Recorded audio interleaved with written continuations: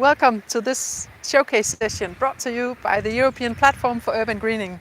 And welcome to you, Anne, and thank you for being a part of this. You're Will you welcome.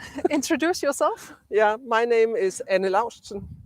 I work as a chief engineer at Aarhus Vand, and my specialty is climate adaptation. Yeah. And I've been working with stormwater and wastewater for more than 25 years, and the last 10 years I've been working with climate adaptation as Risvangen here is an example of. So we are setting live and we are standing in the middle of a large-scale climate adaptation project. And will you tell us a little bit about the dimensioning here and the project? Yeah. Regarding Aarhus, the municipality of Aarhus,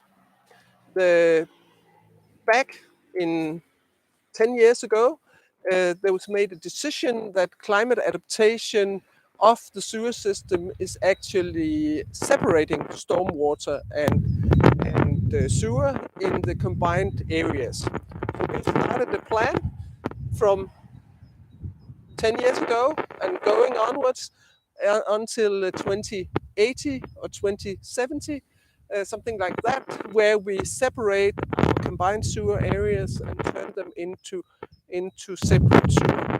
So at a point, we started discussing with the municipality, could we use as a utility use very large amount of money, and the citizen as well use a large amount of money for separating their sewer system. Could we do more and deliver more back to the city than just 2 manholes in the road instead of 1 manhole? Which is very interesting seen from a sewer engineer perspective, but perhaps not for the citizen. So this is the first area where we were going to separate stormwater and sewer, and decided to go all in on keeping the stormwater in terrain. So this is the area. The purpose of the area was to separate stormwater and sewer, and on top of that, do climate adaptation so that we actually can handle a 100-year event in this area. Okay. And now we have a big little truck bit of passing. traffic, yeah. And then how old is this area? The area is The project. the project. It is finished 5 years ago. So you can see the trees are not grown yet, but still, it's still, the vegetation is still changing, and everything is growing. But of course, the project is functioning and has been functioning for some years now. Yeah. And now you are just able to see a little part of the project. So can you tell a little bit about the dimensioning? What have you been prioritizing from rainwater above the ground and rainwater in the sewage system? We have tried to keep rainwater as much as possible on ground and in terrain. But since it is an existing, as you can see, all the houses here are older than 5 years. Since it was an existing area of the city, it's been necessary to use pipes somewhere, but only to transport water from one place to another where it was not possible to have stormwater on terrain. Yeah. And on the same hand, it's been looking from the house owner point of view. We were obliged to secure that all stormwater from the houses was able to gravitate from each property. So that was the basics on the dimensioning, apart from being able to handle a 5-year event with no floodings, and to handle a 100-year event with a maximum of 10 centimeters of stormwater on terrain. Okay. So that has been where the starting point. Okay. And to give a picture to you guys on the other side of the screen, where are we in Aarhus and where is the water? going to end? We are in the northern part of Aarhus, but on sort of a little bit of on the outskirts of the city, where we have all the one family houses, but we still have some flats as well in this area. So it's a lot of different types of houses here. The water from this area actually runs through down. Of course, it runs down the road, and here we have a forest at the end, and actually the starting point of choosing exactly this project was that the water, when it comes to the other side of the forest, is at Bellevue, which is a very famous bathing place in Aarhus. Yeah, it's so the- and the municipality was a little unsecure about the bathing water quality, Yeah. because we had an overflow here just in the forest. So they were worried about the bathing water quality. Yeah, and that beach is the go-to beach in this Exactly. area. Yeah. Exactly. Yes.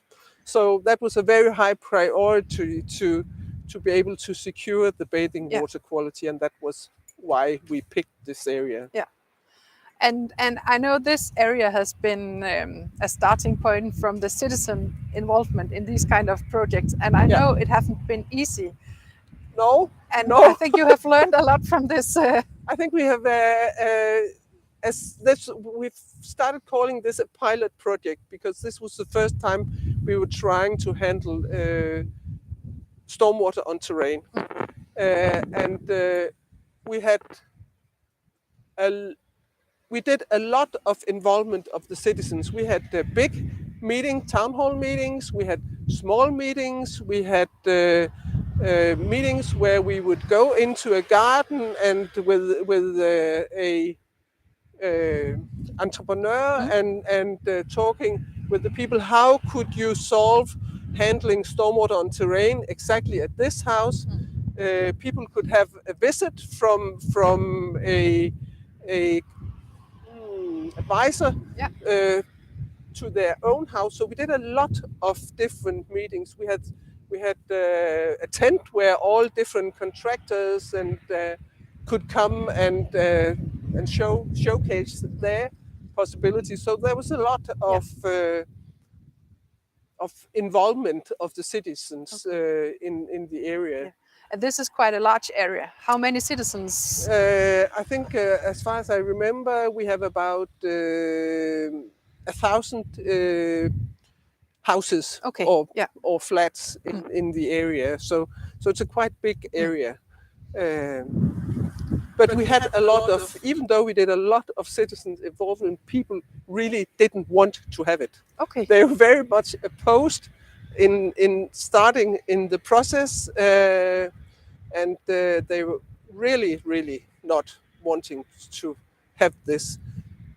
Partly because when we do these separation projects where we separate stormwater and sewer, people have to pay on the work that has to be done on their own property. They have to pay themselves. Yeah. So usually around, as an average, around 6,000-7,000 euros cost for the individual house owner to do what they have to do on their own plot. So people were really very unhappy about this. Was it mostly about the payment, or not the pavement, but the payment?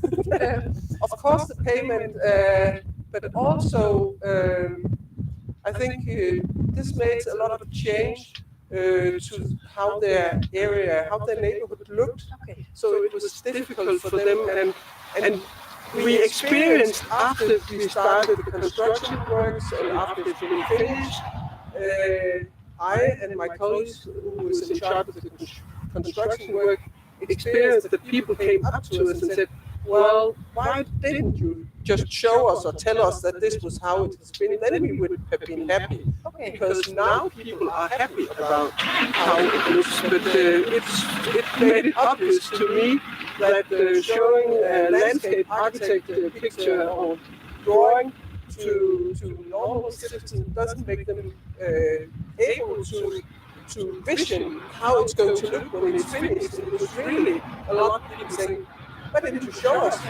And I looked at the landscape architect's drawings and said, I think we made exactly what is shown in the drawings. So that was something I took with me from this project. And have you done new projects since where you have done that different? Yes, we have moved on to other areas in the city where we try as well to have as much as possible to have stormwater in terrain. But we've changed the way we do involvement of citizens. What made people very curious was that this was a utility during the citizens' involvement. We came here and asked people, is there something you want to change in your area? And actually what people said up here was speeding, because before there were 2 lanes in each direction here. So the people in this area were very concerned about the velocity on the streets. Okay. And that's what they said now, is that actually people don't drive that fast anymore. So that was to them not. It was difficult to understand why the utility that took care of stormwater and sewer asked about problems in the area.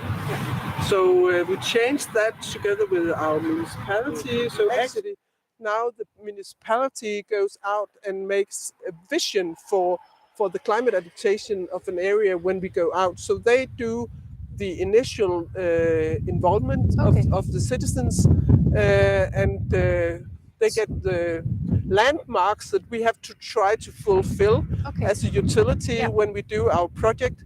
Then we do involvement of the citizens later on, when we actually are closer to being able to show people what we're going to do.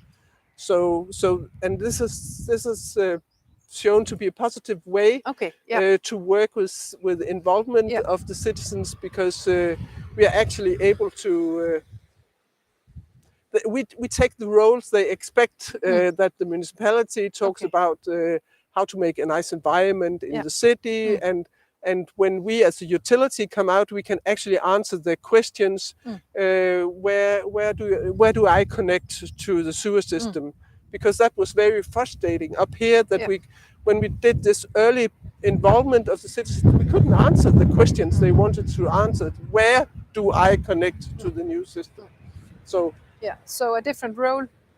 We have shifted the roles between the utility and the municipality. Okay. And can you recommend this for cities otherwhere in Europe? I think it's very important to think about how you manage the different role, and who makes sense for the citizens. Ask you about what and tell you about what. Otherwise you'll get a lot of frustrations. Do people use this area as a recreational area now? They do use it as a recreational area.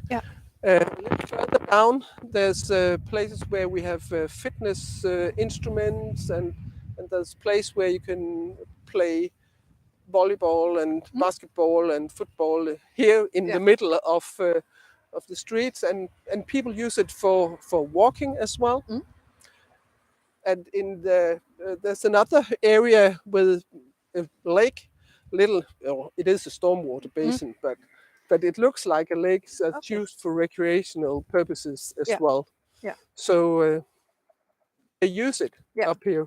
So the strategy from the municipality to use rainwater as an active part of the city environment, do you think that it has, what we experience is when we come to other parts of the city, they say, we want something like they have up there in Risvangen. So I think perhaps that's the best way of seeing that it's a successful seen from the citizen point Yeah. of view. Yeah. If you are a private company, like a landscaping architect or a gardening company, how can you be a part of a project like this? How do you lay it out for? Yeah, in Aarhus Vand, we have. Oh, now we get into the difficult English part. We have to. We have to. Yeah. Uh, we have we have to tender with our consultants and contractors, of course, because that's how the law is, and we do that every 6 years, and we form a partnership.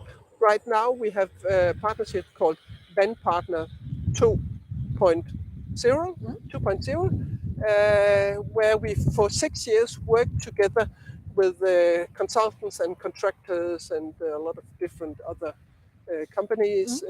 And when they have won the bid, they are the ones who do all the calculations and the construction works. Okay. Yeah. And landscape architects and Yeah. whatever's needed to do this. Yeah. How was the priority between the blue and the green grids here? How much did you put into greening and biodiversity? And Well, because it was a combined project with the municipality of Aarhus, we as a utility has to focus on the blue. yeah, But we have done greening as this is that's what you see here is stormwater basins, which of course are green because what we use for cleaning the stormwater is filter soil in this area. So okay. So below the basins. it's at the surface of the basins is filter soil, and as well as our curbside. Along the roadside. So Along the road, we have Bible curbside detention. yeah. We can't find the English word for it. And swales along the roads. Yeah. So all are equipped with the filter soil because that's the way we have to treat the stormwater before we put it to the little stream that is at the lower end of the street here. Yeah.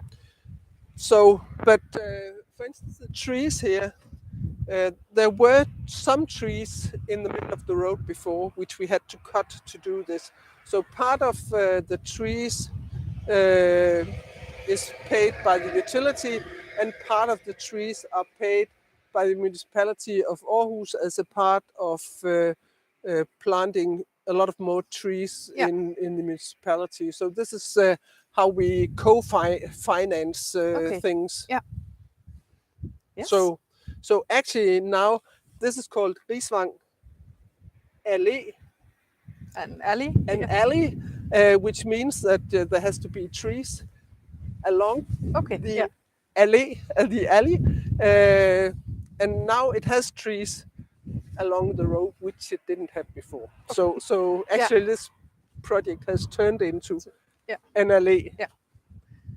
And how do you, as a utility, do you take part in picking the plants and do the planning for the greens, or are you just projecting about the water?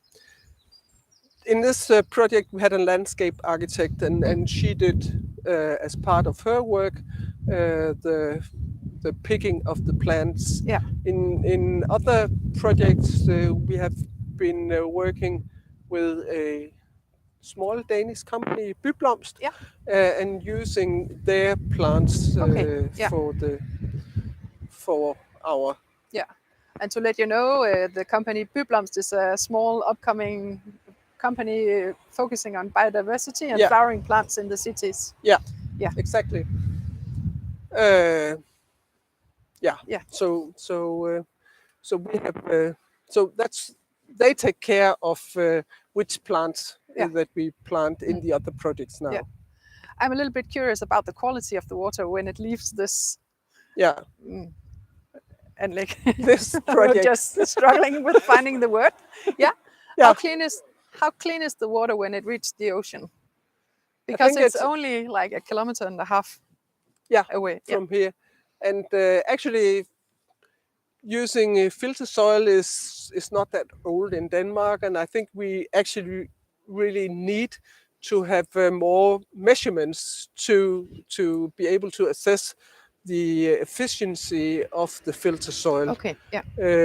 But when we look into having our permits to discharge stormwater, it's enough to use the filter soil. So right now, I think in Denmark there's a mindset that using filter soil is enough to take care of the stormwater, even though there seems to be some problems with, for example, phosphorus Yeah. leakage from filter soils, and I think that's where we have to look into finding new solutions, so not leaching that much phosphorus, Yeah. as has been a problem Yeah. up It has till been a now. problem Yeah, around Aarhus. Yeah. yeah. Yeah. So Yeah. Anne and Anne-Marie, Yeah. I think yeah, we we, forgot we to have a say we have a question yes. from the audience. How do you make sure that the companies who won the tender is good enough to work on the project like this? that's part of the pre-qualification, and it's part of the assessment when we assess the contractors and the uh, consultants Yeah. here. Of course, they have to show that they have experience in working with these type of projects, because that's it's been very clear in the last tender, which the contract period started a little more than a year ago. So it was very important in the tendering period. We had put very much stress on working with a blue-green solution, biodiversity, working with the whole water cycle. So that was part of the tendering that Yeah. all these companies has had to describe. Okay. Yeah. So it's been very important to secure that we had good companies that wanted and had different or had experience Yeah. in these areas. Yeah. Yes. There's One more? an additional question within this part, and it goes like, what new skills does this require from the employees doing the maintenance?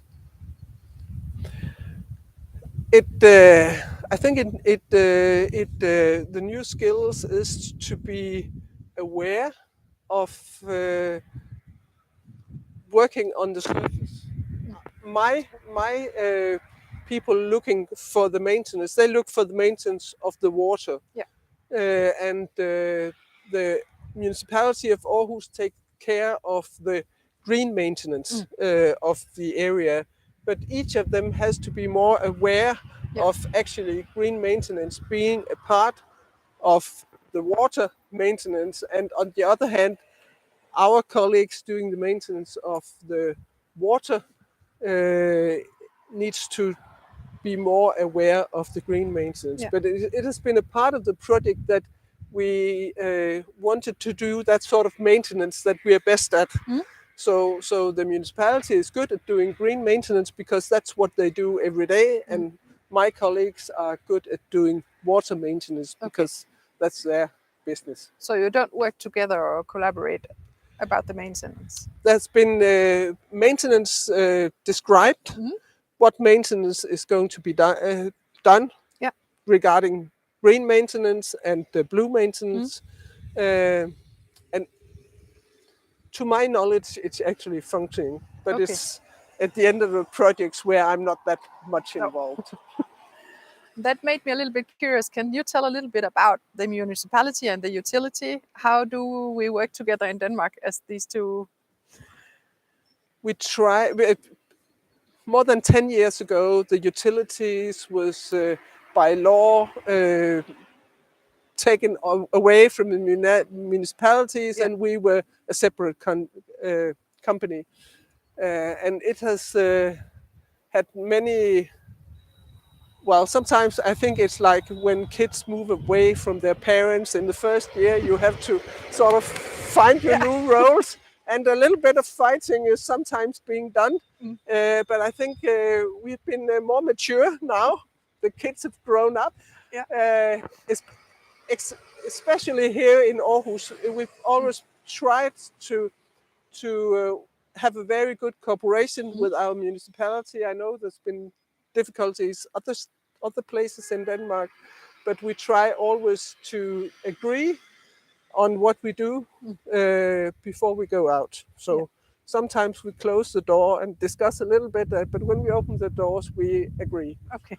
Yeah. So I think you have to respect, because we respect that we might have different points of view, but that's because that we are put here in different roles Yeah. by the law. Yeah. I think we Yeah, have it's another back question. to the maintenance, but Yeah. it's about the respect and how you divide things. How do you make sure they are more aware of each other's work, so that the gardener from the municipalities doesn't just come and fill the bioswale because it's a hole in the ground and it's hard to mow the lawn? So what do you do to make them aware of each other's job or function? Yeah. That's a good question, I think. That's a good question, because, as I said, it's in the part of the project where I'm not that Yeah. familiar, but I know that there's been starting from my colleagues. There's been a lot of talk about how to take care of the water, and I know that from the municipality as well, they've been aware that they had to do special training of the guys doing the work here. Yeah. And I think I haven't heard much trouble, and sometimes perhaps no trouble is a sign that things works Yeah. out. And I think it's a movement here in Aarhus as well as in the rest of Europe about being aware of the green and the Yeah, biodiversity, and yeah, people are learning. exactly. Yeah. Yeah. But it is a problem, because the budgets for the municipality is being cut and being cut and being cut. So it's difficult to foresee how we are going to actually get the money to continue maintenance at this level when we have a lot of more projects Yeah. coming up. Yeah. So they are. So that's a priority. It's a priority now, but we can also see that the municipality needs bigger budgets if we are going to continue doing what we've been doing here. Yeah. Yeah. Are there any further questions? Nope. There is no more Nope. questions in the chat right now, Nope. but there's a bit of delay. Yeah. So just from my part, and it's really interesting to hear about how you work with the local community as well, and the problems. And as you said as well, the drawings match what you see in reality. But what can we do so they actually understand it in forehand? Is there something that we can do better, do differently, or is it more or less that we just need more showcases like Risvangen, so we can bring people? To me, it's obvious that showcasing that go here and see what will hit you. It's really makes people better understand what they are up to. But I don't know if we can do more into 3D visualization. We've been talking about that, if perhaps to give for people Google Virtual glasses. reality. Yeah, virtual reality, because we use Take a walk in the future. Yeah. exactly. We already use virtual reality at home. Yeah. For instance, when we do new pumping station, we can give the guys at the workshop, they can actually visualize how a new pump Yeah. station is going to look and say, move that little, I can't service this. Yeah. So perhaps we could take that out and use this when we come to a new area. Yeah. That might be in the coming years, I think. Yeah. Yes. Let's give you. There is one more here. In the past years, for sure, you have learned a lot by doing projects like this. Is there something you would do differently? As we mentioned, the involvement of the citizens, we do that differently now because we learned it the hard way up here that was not a good way to do it. Actually, what we look into in what we've taken of learnings from this area as well was that we've been looking at a 100-year event in the future to secure the area to that, and we have had a little thoughts about, was this actually too big for this area, and was it too expensive compared to what damages we could avoid. So what we have taken of learnings from this area is that now when we do new areas, we actually do a calculation. How many damages do we foresee? What's the cost of doing different things to avoid the damages, and does it balance? So what we do now that is that, yes, if it's cheaper to do something to do climate adaptation than to take the damages, we do climate adaptation. But we still work with stormwater in terrain because we always has to secure the area for a 5-year event. It's only if we need to do more climate adaptation on top, we look into, does it pay off? Yeah. Yeah. No more questions. No. Well, thank you for being with us here. And thank you, Anne, for participating in this showcase session. You are welcome. Yeah. So Yeah. Thank you very much. Yep. And thank you from Aarhus. next showcase Yes. for the European platform, and you will spread the word about the work we're doing with urban greening, climate adaptation, and cities welfare. And I think we got a good view on cities welfare today. Yeah. So thanks a lot, Anne. You're welcome. Are we offline, Bonjour?